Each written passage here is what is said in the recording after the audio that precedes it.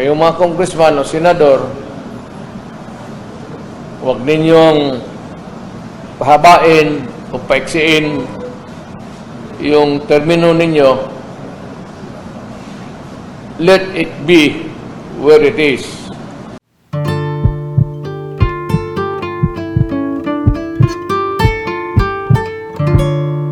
And the reason that I have called for is the biggest press conference so far I've ever had since when I don't know. Wala, binuha ko lang po rin. Actually, nothing spectacular except that to say to everybody that we are doing well.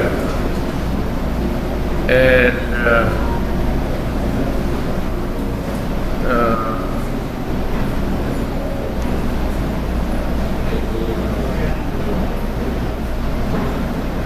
Chacha is again coming up,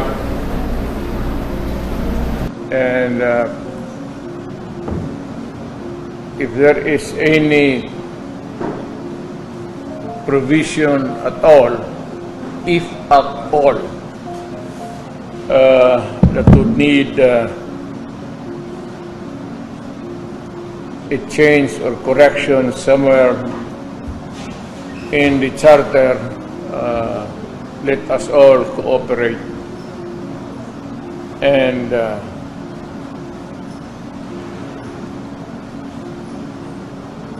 maybe suggest to whoever is control upstairs what would be the changes that would redound to the benefit of this country. I hope that it will remain that way.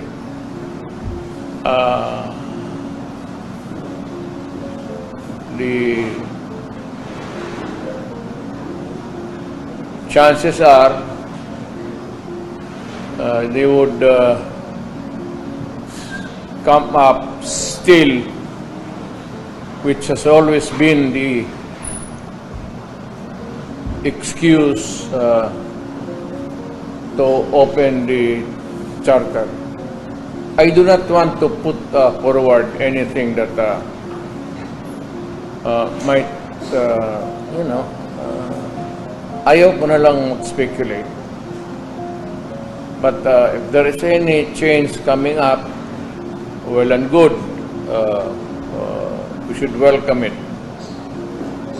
But doon lang, I hope it would not rumble on to some other matters aside from the economic provisions that they would want to amend, change, correct, rectify. Pero ako talaga ba, up to now, I am still in wonderment kung ano yung why in heaven's name but there's always that economic provisions na hindi makorek-correct noon pa. But that is the usual convenient way of saying things, but leave it that way. I'll go along with it. As long as we stick to the economic provisions, whatever they want to change there, somewhere, somehow. Yun lang ang akin. That's the long and short of this press con. Wala naman akong ibig sabihin. Maybe that I just wanted a big crowd have been out in circulation, very far from the madding crowd. So, from time to time, gusto ko kayong makita the dialect. It will be something like gimingaw ko ninyo. Huwag mo humingaw sa ako. Mula na maklaro ta ba kay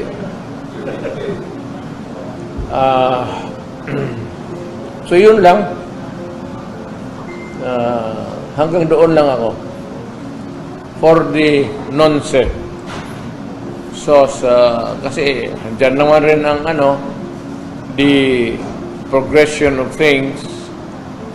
So I would not want to go ahead forward and overtake ka sa which may or may not come. Parang ganon lang. Well, it seems like you're not really 100% sure kung if we can trust these people na mag-handle. What if sa gitna ng sinasabi nilang economic lang ang tututukan, biglang na-open yung yung constitutional change natin at biglang pinasok yung terms nila at yung personal interest nila. What shall we do and what can we do? And what will you do? Well, ganito yan. Whenever you open the Constitution for changes or amendments, you cannot place restrictions or conditionalities na hanggang dito ka lang. When you open a charter change, it's plenary.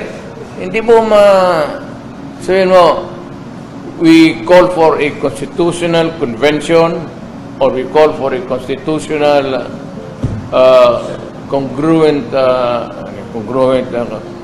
constituent rather becomes a congruent constituent body by Congress, People's Initiative. Whatever it is, hindi mo malagyan ng restriction because when you open it up, it's all for the taking. Plenary talaga yan. So, you cannot place restrictions there. So it's possible na biglang may isang congressman tatayo and sasabihin niya, I move to to extend our terms like that. May biglang gumanon. Kaya ako nandito Kaya nag-uusap dito. Not only for any particular office in the Constitution. Ito namang local offices, local government offices are not mentioned in the Constitution. They are defined by one single phrase there about local governments, which will be organized in accordance with law. Ang nasa dyan lang sa Constitution is the President, the Vice President, the Senators, and Congressmen. The rest ng mga barangay captain, wala na. Hanggang Mayor and Governor. We are all, we are public officials, but we are ruled by the local government code. It's not a constitutional office. Yung constitutional offices are those mentioned in the Constitution. So, yun ang, well, that's why ako nandito. Sabihin lang na kayong mga congressman o senador, huwag ninyong pahabain o paiksiin yung termino ninyo. Let it be where it is. Kung magsabi 6 years ngayon o ganon, hanggang dyan lang. Now, any changes that you may want to put forward for posterity, you may do so. Right now, you can begin by the legislation, then could lead up to the opening of the charter for changes and amendments, but it should be progressive. Ibig kong sabihin, tayo ngayon, kami, wala na pala akong sa picture eh. It's presumptuous, but you know, you tend to forget. Hindi dapat kami, we should not benefit from it. Any changes, making it longer, shorter, okay lang siguro. Pero longer by, mahirap yan. Congressman, senators, and all offices mentioned in the Constitution. So, yun lang ang asin dyan. Wala ba na akong problema sa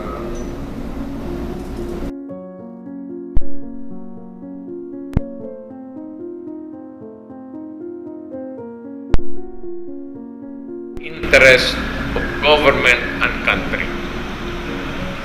It will never be used to promote the ambition or ambitions of Congress or by anybody else, even by the Supreme Court. But besides, if meron man, it should not apply to them who made the changes, modification. It should be, I said, progressive. It should apply to future elected or appointed people. Para walang... Not even to the next president. Not even to the next president. Kasi, you know, the one thing mahirap dyan is, when you are the incumbent, dapat nga sa lahat local officials. Alam mo kasi, you should be allowed to resign 6 months before, precisely to deter you from using the resources of government to fund your candidacy. Governor man, mayor, alam mo na, you will have a lot of advantage if you do that.